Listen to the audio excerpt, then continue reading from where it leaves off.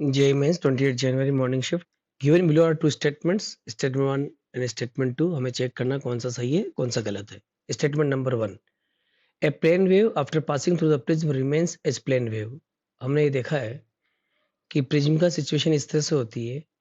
अगर ये कोई प्लेन वेव आती है तो when it will pass through the prism it will remain the plane wave. यहाँ तक तो ये स्टेटमेंट सही है.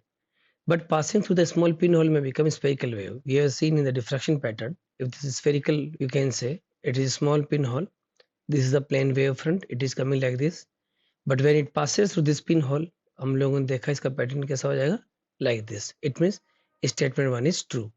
So both statement 1 and statement 2 are true. इस पे आप सोच सकते हो. Statement 1 is true. इस पे सोच सकते हो. Statement 1 is false. ये गलत हो गया. Both statement 1 and 2 are false. ये गलत हो गया. यानी आपको ऑप्शन 1 ऑप्शन 2 के बारे में ही सोचना है. अब स्टेटमेंट 2 पढ़ो.